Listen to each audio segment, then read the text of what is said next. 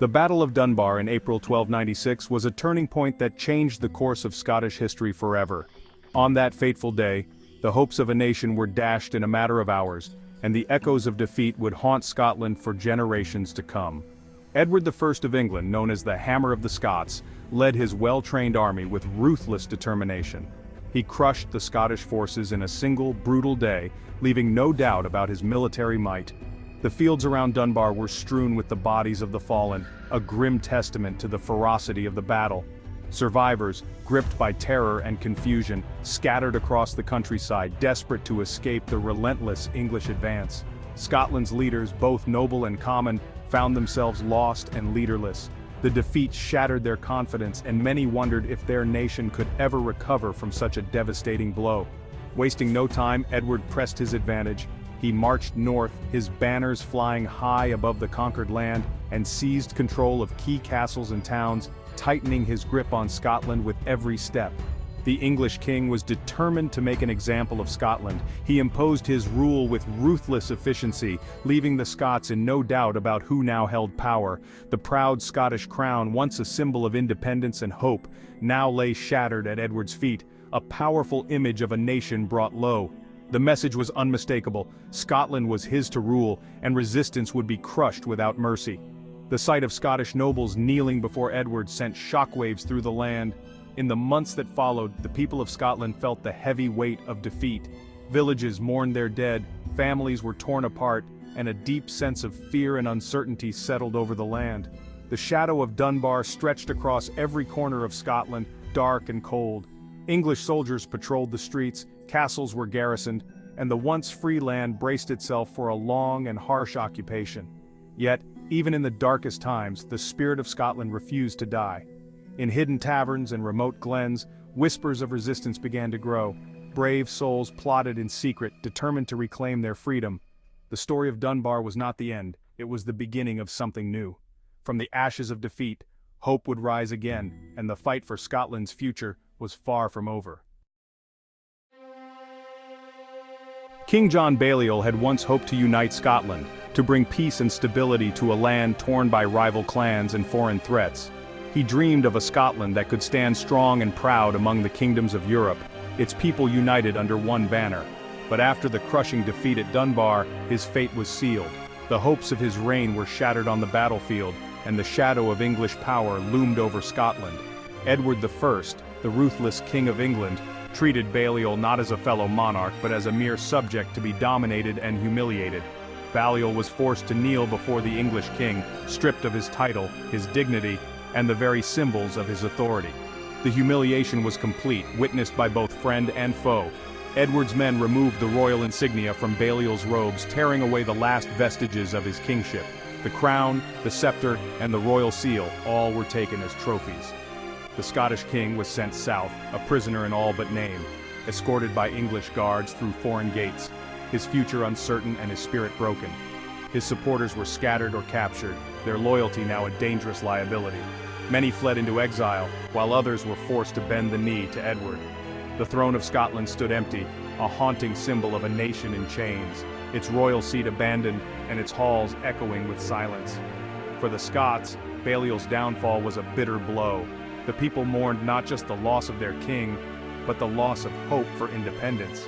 Their king had failed them, and many felt the sting of betrayal and defeat.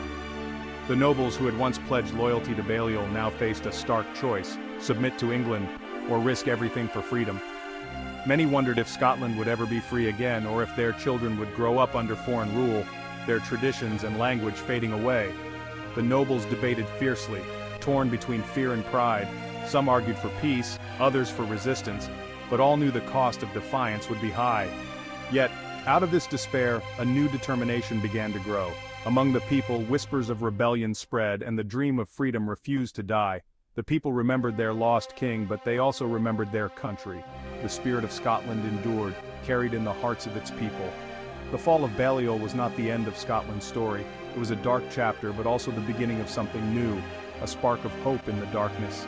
It was a call to arms, a rallying cry for all who still believed in Scotland's freedom.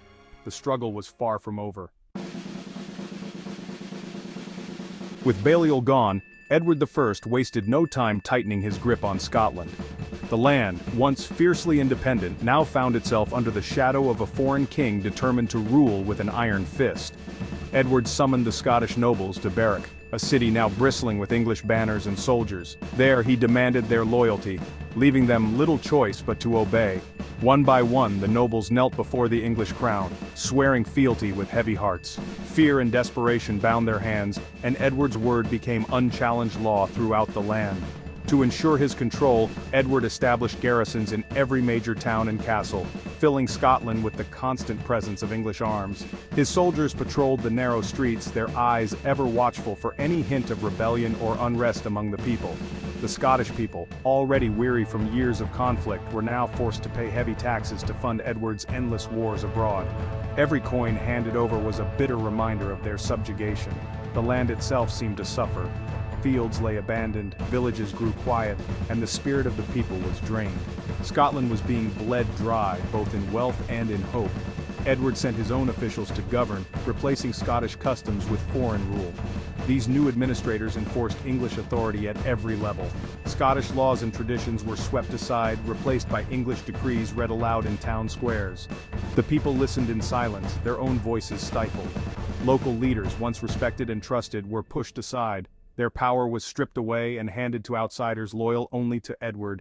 The old ways of Scotland, its banners, its customs, its pride, seemed to vanish almost overnight, replaced by the symbols of English dominance.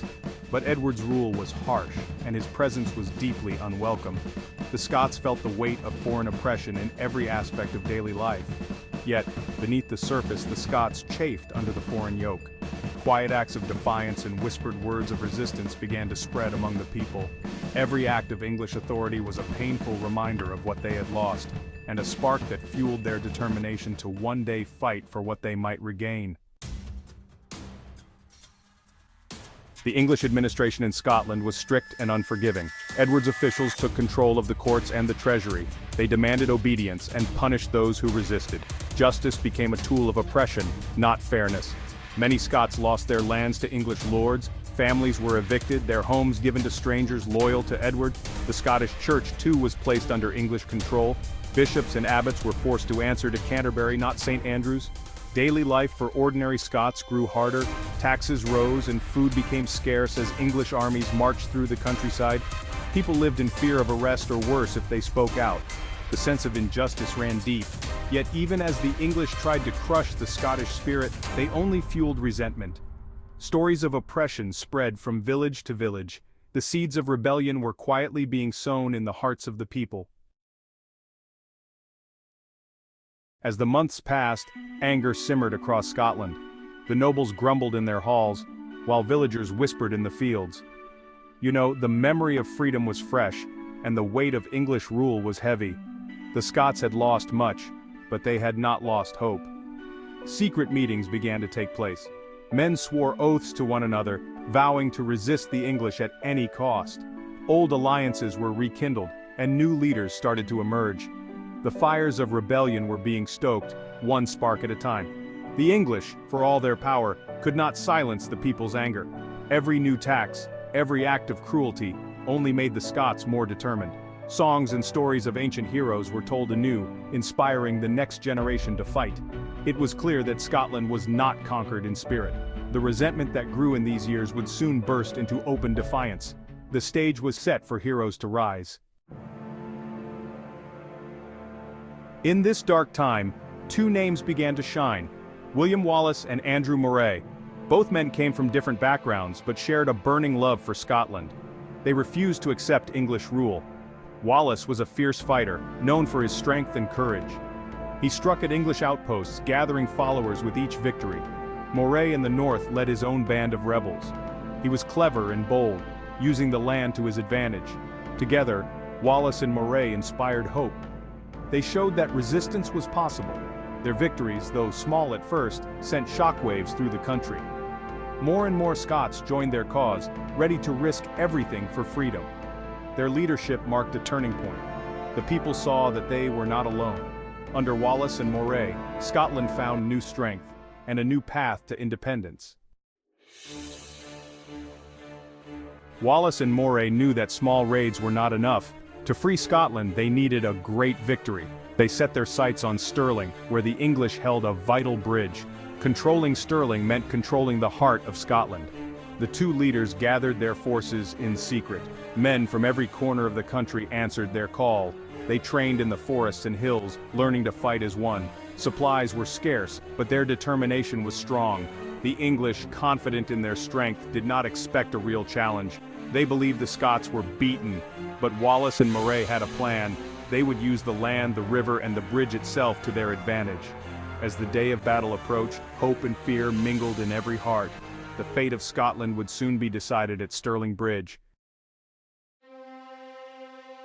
On September 11, 1297, the Scots faced the English at Stirling Bridge.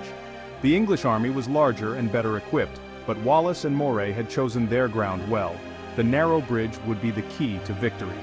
As the English began to cross, the Scots waited. When half the enemy had reached the far side, Wallace gave the signal. The Scots charged, trapping the English between river and sword. Chaos erupted. The English were cut down, many drowning as they tried to flee. The victory was total. The English army was shattered, and their commanders killed. News of the triumph spread like wildfire. For the first time since Dunbar, Scotland had struck a mighty blow against its oppressors. Stirling Bridge became a symbol of hope. The world saw that the Scots would not be broken. Their fight for freedom was far from over. The victory at Stirling Bridge changed everything. Scotland was no longer a defeated land. Wallace and Moray became heroes, their names known across Europe. The English were forced to retreat, and hope returned to the people. But the struggle was not finished. Edward I would return with more armies. The road ahead was long and hard, yet the Scots had shown the world their strength. They had proved that even in the darkest times, freedom could rise again. The story of Dunbar's aftermath is not just about loss, it is about resilience and courage. It is about a nation refusing to give in, no matter the odds. The road from Dunbar to Stirling Bridge was paved with sacrifice, but also with hope. In the years that followed, Scotland's fight for independence would continue.